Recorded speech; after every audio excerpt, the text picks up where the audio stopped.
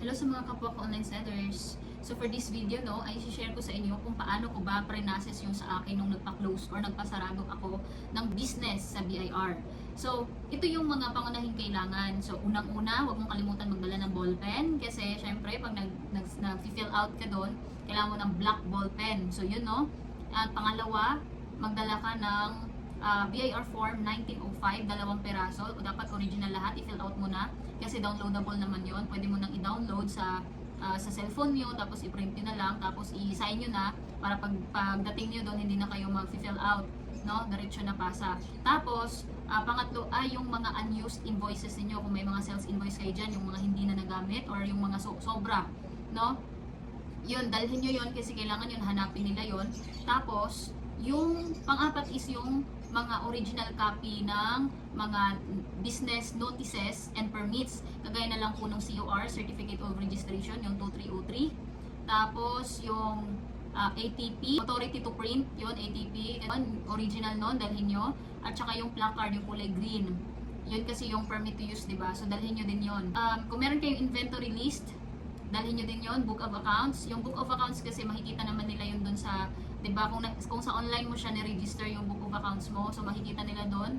So kahit hindi mo na yan dalhin pala. Yung inventory list kailangan yon. Yung sa inventory list pala is ano to, applicable lang to sa mga yung business nila ay mga retail, kagaya po ng mga skincare, mga ganyan, perfume, basta lahat ng retail. Pero kung services ka, so hindi mo na to kailangan. Tapos yung photocopy ng ID mo with 3 signatures, kailangan din yon. Tapos dapat meron kang PayMaya na app. Kasi in case na meron kang babayaran doon, meron kang mga penalty, no, doon mo babayaran through PayMaya. So mabilis lang yung process, tuturuan ka naman nila kung paano magbayad through PayMaya. If ever sa tingin mo na meron kang penalty, meron kang hindi na process, no, na nagkaroon ng penalty, mga babayaran sa BIR, unahan mo na sila, kumuha ka na nung 0605, i-fill out mo yon, ilagay mo lang yung taxpayer TIN, tapos yung taxpayer name. So yun lang yung ilalagay mo sa 0605, tapos ibigay mo na yun dun sa kanila. So yun nga, bibigyan kanila ng routing or verification ng slip for business closure. Yun yung ipapasign mo doon. Huwag ka mag-alala kasi tuturo naman nila kung aling window ka pupunta para magpa-verify. Mabilis lang yung process actually, lalo na kung nauna ka dun. Madali lang yung proseso niya. So ayun, dalawa lang yung pupuntahan mo is yung sa collection at saka compliance. Doon sa collection, doon makikita kung meron ka pang mga existing suspended returns. Pero ito mga applicable lang to sa mga yung malalaki. Tapos sa compliance naman is kung meron kang mga open cases. So ayun doon makikita. So if ever nga meron, yun nga kailangan mo mag-download, mag-install ng PayMaya app para if ever meron kang mga babayaran, doon kasi makikita yan sa compliance eh. Doon din makikita kung doon lahat makikita kung meron kang dapat bayaran. So kasama na doon yung inventory kagaya sa akin kasi ako nag-file ng inventory list. So meron akong penalty pero 1,000 lang naman yun. So good thing meron akong PayMaya. So doon ako nagbayad. So sobrang bilis lang, sobrang bilis lang. After mo magbayad, yung resibo mo, ipa-print out. So, para ibigay mo din doon sa nag-a-assist sa'yo sa compliance kasi hahanapin nila yon if ever lang naman kung meron ka. So, after that, pag napasign mo lahat, napasign mo na yung, nakumpleto mo na yon, napacheck mo na lahat yung sa collection mo at saka compliance mo, pupunta ka ngayon sa assessment.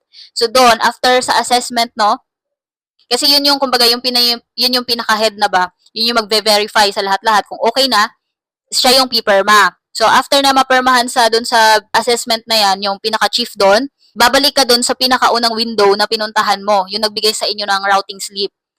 Bago ka pumunta doon, itong itong routing slip na to, ipa-photocopy mo na, ipa-xerox copy mo na kasi hihingan ka niyan, ipapa-photocopy din sa'yo yan para pagpunta mo doon sa kanya, hindi ka na pabalik-balik.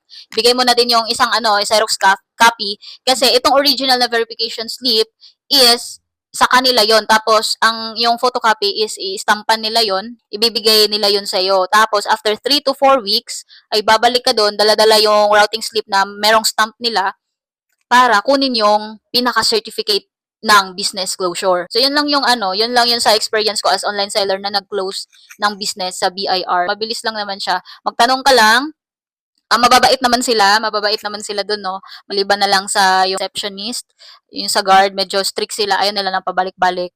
So, ayun, pagka ano lang, if ever lang na may mga questions ka, isang beses lang dapat pakinggan mo maigi para pumasok talaga, para hindi ka na malito. So, yun lang. Sana meron kayong natutunan sa video na to at maraming salamat. Please subscribe po para makapagawa pa tayo ng iba pang informative na videos. Thank you!